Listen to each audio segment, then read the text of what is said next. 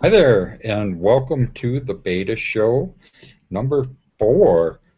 I did a fast one this morning and squeezed in number 3 and had the Alex from the Bitcoin comic book, the graphic novel that he's doing with a couple other people over in Spain.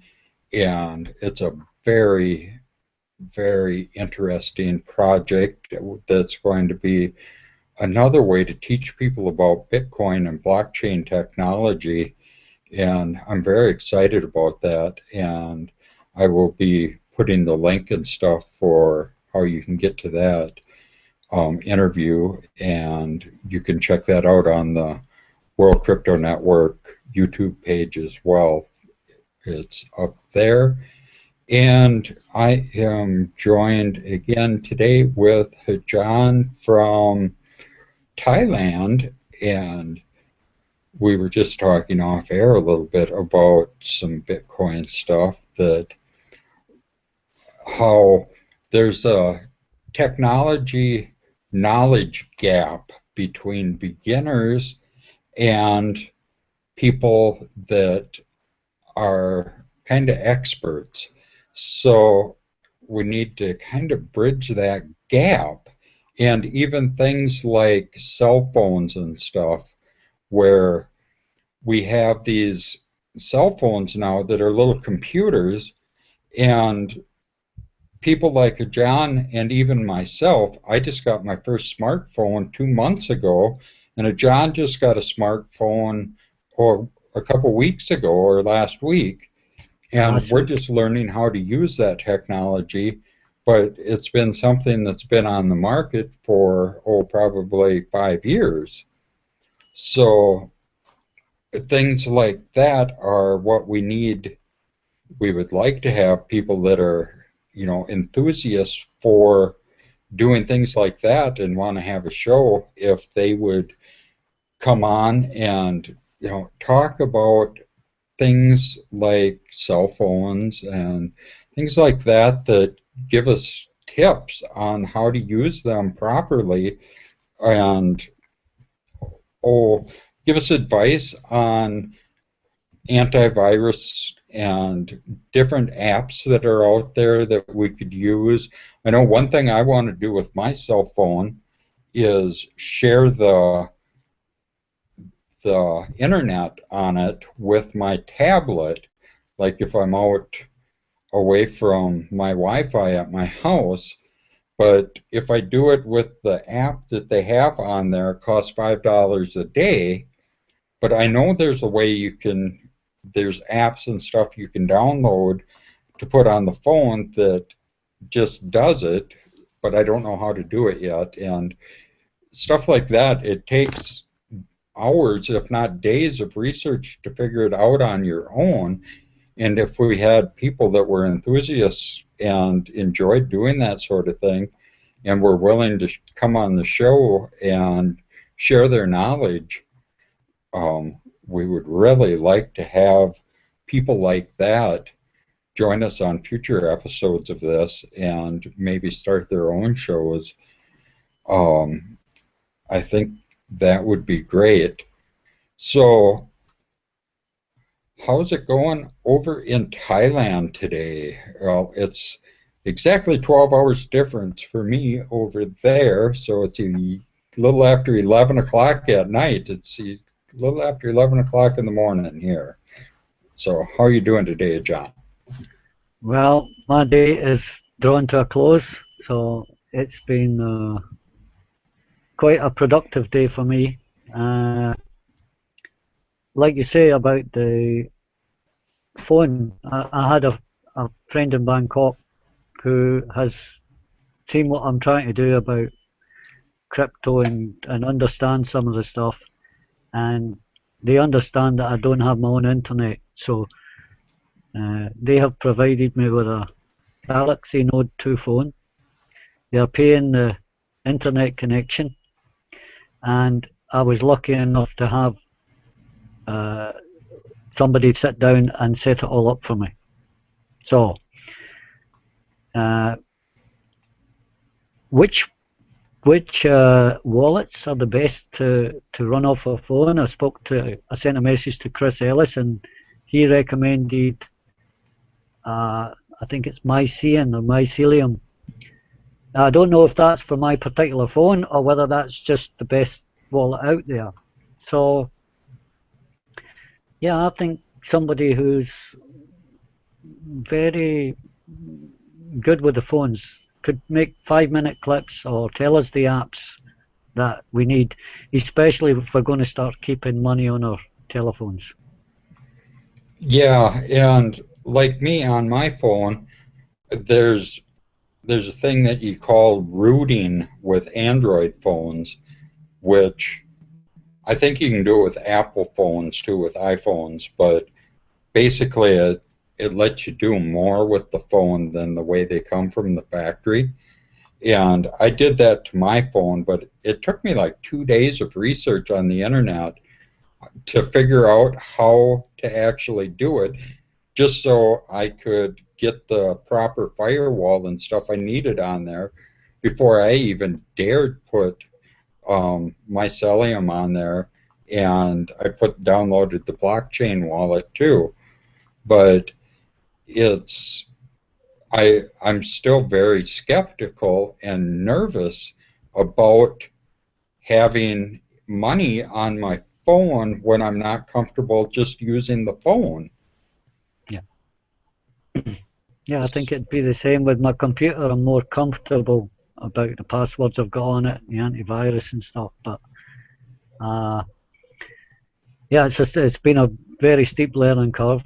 Uh, the thing I appreciate WCN and some of the other networks, if people like Thomas and Mad Bitcoins, if they're putting out shouts about phone tips or app tips, I value their opinion, and I would hope that any download or links that people were sending me were virus free. I know Chris Ellis had some shareware problems.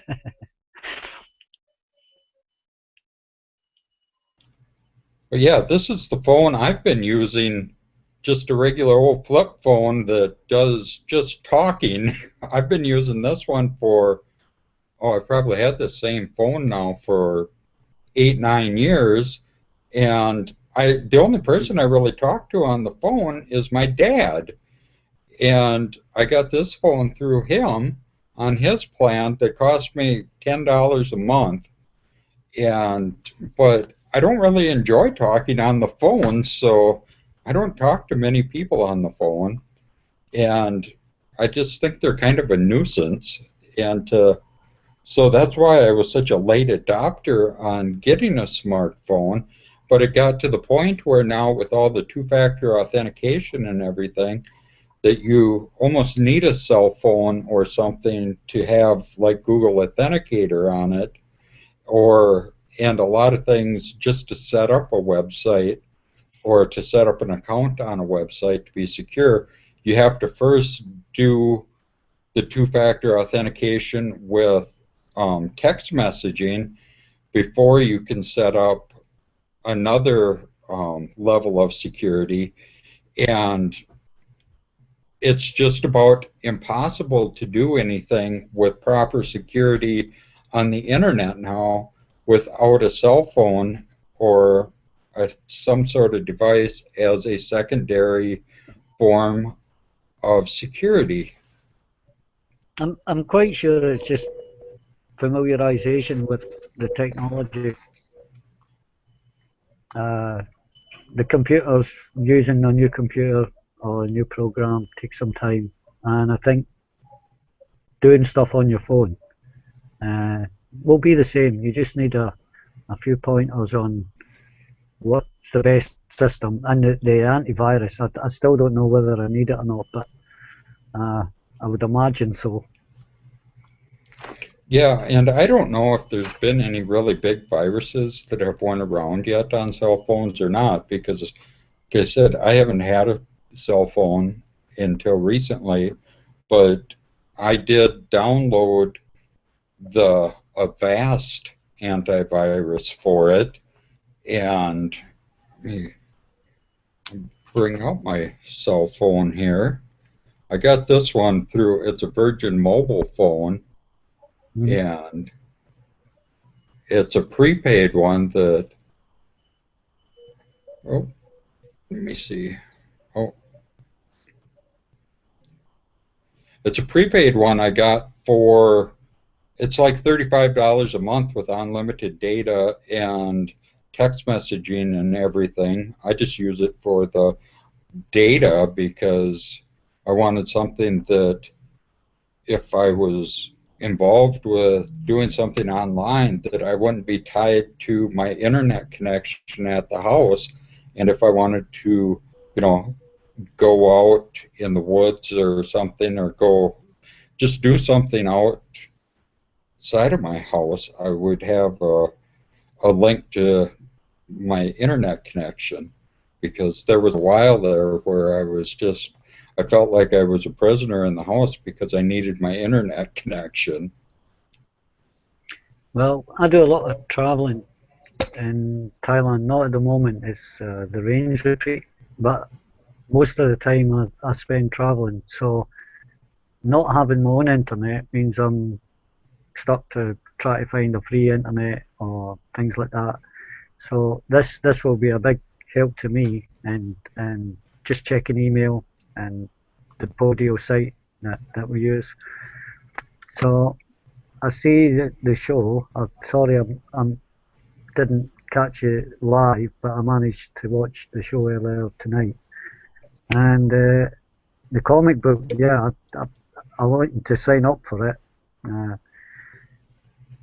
I'm not sure where I'll get the subscription money. I'm sure one of the boys will fund that or something. But uh, I found the concept really inspiring, and I think to give it to young kids and get them interested as a story and stuff, and asking more questions. I really think that an idea like this is perfect for youngsters that don't have any bitcoins and don't have any smartphones, but they can read about it. They can say, I want some of this. Yeah. Yeah, and I really like the concept of making it into an action, with the graphic novel, making it into kind of an action, exciting type thing where, otherwise just reading a white paper or something is damn boring. I mean, that's about the most boring thing a person can do.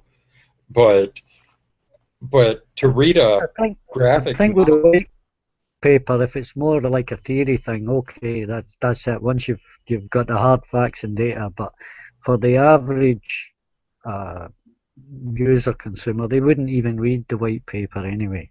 So to get them to ask the questions and get the information, somebody like me, it's perfect because my only contact with Bitcoin 3 or 4 years ago was friends asking why their computers were overheating or stuff like that because I was an engineer before I'm a monk. So I'm aware of Bitcoin, but not all of the protocols and coding and stuff. So I see I sent you a link earlier about Bangladesh. yeah, Shocker. Bangladesh is wants to. Did they already ban it, or is that just what they want to do? And the sentence for using Bitcoin in Bangladesh is 12 years in prison? Up to 12 years. Yeah. Yeah, I've changed computer, so I haven't got the links on this machine, but I posted them on your show notes. 12 years for exchanging value out with the government system is absolutely shocking. If two people, if we want to trade stamps, trade game cards, trade matchsticks, that's up to us. And what's it got to do with the government? What me and you trade? yeah, that's insane. 12 years in prison for for making a voluntary transaction with somebody else, just because you're cutting out the middleman of government and bankers. Yeah. Uh, the site that I look for in the mainstream news is News Now Bitcoin. Say And again? the site that I use for just checking mainstream stories is News Now space Bitcoin. And News Now just gathers all the news feeds from the mainstream papers. So at least that way I get to know what is topical, not in the crypto and stuff, just the mainstream readers. And Bangladesh was on it, and about Bitcoin being the new, could it be the new currency for Scotland? So that's a very interesting question. I don't think they win the independence debate, but uh, if it makes people more aware of cryptocurrency and then even debate the point, that would be good too. Yeah, I really hope they do vote for independence. I would like to see it just keep getting down to smaller and smaller um, regions or organizations until finally they just treat every individual as uh, a sovereign nation, because we can have 7 billion or 8, how many ever people there are in the world, be their own countries. We don't need the governments of the world to tell us what to do. I mean, we can do voluntary transactions and everything without people ruling over us. So I I think it's a start of a good trend if Scotland can get independent, and then it would be a good start for these other places that are also talking about independence. I know there's other places around the world, like in California, they want to separate, and Texas wants to separate in the United States, and there's some other countries that want to separate from their homeland as well. Well, if if Scotland have to have their own currency, at the moment they use the British pound or the UK system, and there was talk about banks relocating to England to move in their head office. Yeah, don't let the door hit you on the way out, lads. You know, it's take your fiat system and your fractional reserve and get a currency that's legitimate. And this could be an awesome chance, not just for Scotland, any country that's. I think there's a country in South America, it might be Ecuador or somebody was looking at doing a digital currency. Yeah, and I don't understand enough about the mining of the coins or anything like that. But if the people of Scotland wanted to have a digital currency, wow, a whole country, and they could probably attract the investment. But I, I honestly feel that the countries, uh, maybe it's like a bad marriage. People stay together in it. They don't see when it's time just to say this is going nowhere. And if Scotland has to design its own currency or build it from the ground up, why would you copy a system that has failed in so many other countries? And I watched the documentary, and it said that there was from 1970 to 2010. This is an IMF report. 425 countries have suffered a major systematic crash. That's 10 per year. And that's the system that no doubt would be implemented again. And it doesn't work. It's designed to fail.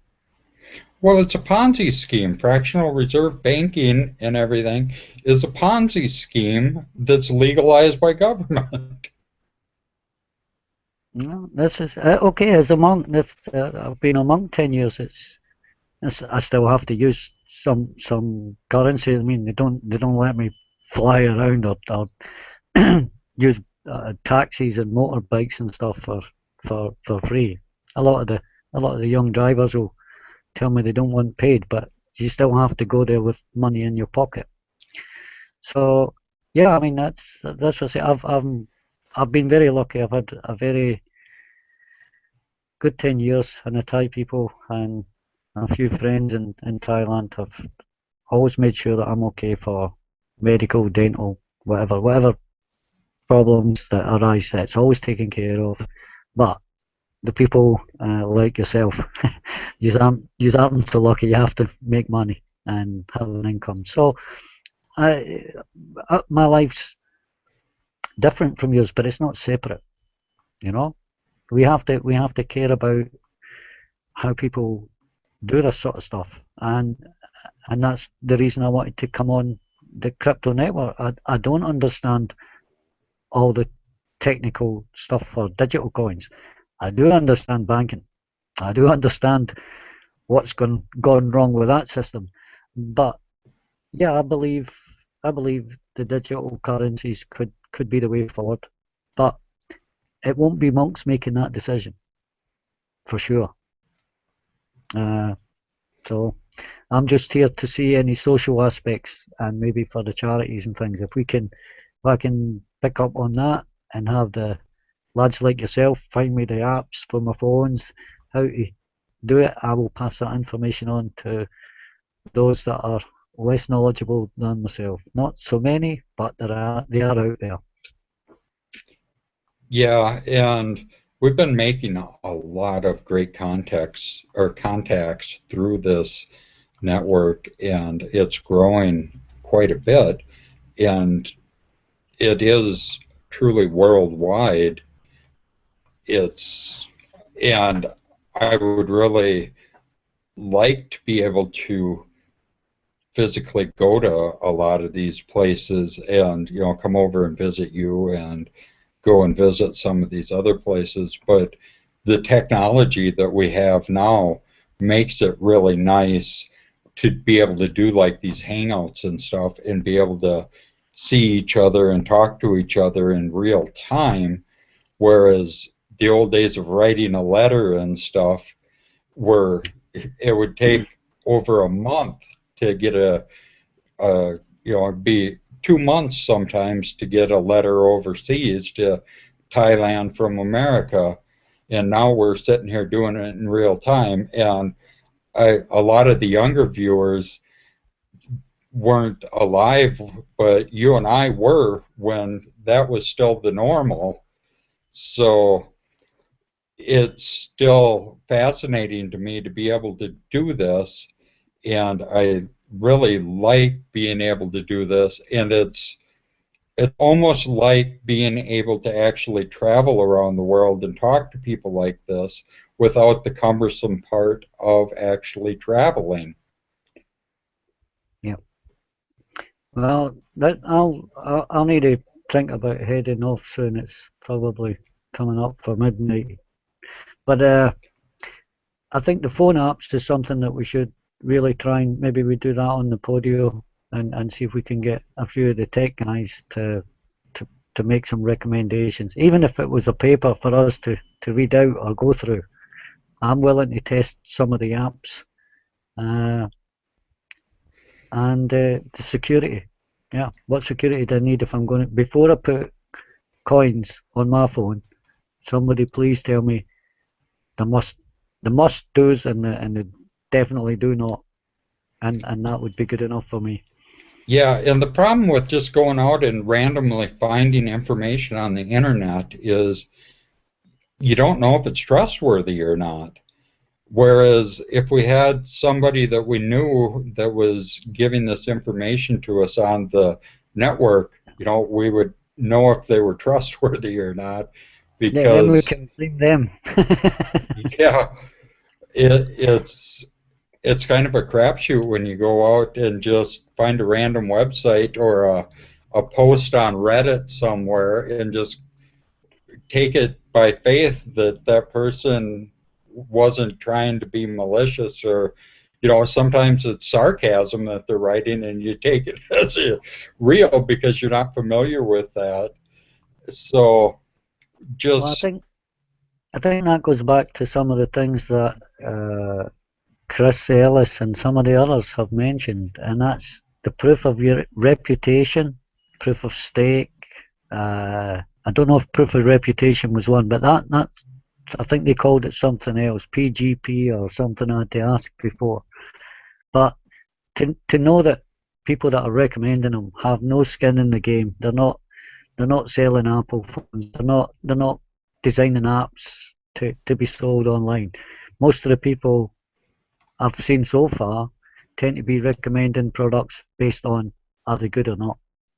And that's to say, maybe it's just a case of somebody to collect. There probably is good sites already out there, but they may not have been designed, written with Bitcoin in mind, for your phone tech. But if people want to put their savings and value into a phone, uh, then I think it's worth spending some time making sure that you know how to look after it. yeah, So I totally agree. Well, I think we should probably wrap this up. And to our viewers out there, if you have an idea for a show or would like to just be a guest on a show, want to get started in this, that's what this beta show is all about, is trying to basically a training ground or to get people comfortable to come on and do their own shows or just to be comfortable on camera and speaking and things like that. So, testing the audio. and and so you don't have all the weight of going out and finding guests and all of that for starting up your own show. It's really hard to do that. So if you want to get started on broadcasting and things like that, we can give you a hand. And there's a lot of good people here on the World Crypto Network that are willing to help you find guests and work with you on your topics and be your co-host, and so you don't have to worry about dead air, and help train you on how these different this Google Hangouts can be kind of tricky to use if you're not familiar with it, and it takes probably 10 times or better before you get the hang of using it, and they're constantly making little changes to it, so it can still be a little tricky at times. But I just want to make sure that I remind people that that's what the intent of this show is to enable people to come on and take over the show if they want, or just be on the show. So if you want to be on the show, just you can contact me on Twitter at Jamie Nelson1, or just get a hold of somebody else that's involved with the World Crypto Network, and they can get a hold of somebody, and we will work from there. So I want to thank John for coming on, and this was a very interesting episode, and be sure to check out my interview with Alex from the Bitcoin Comic. I will put that in the description down below. And have a good one. Bye. Good night.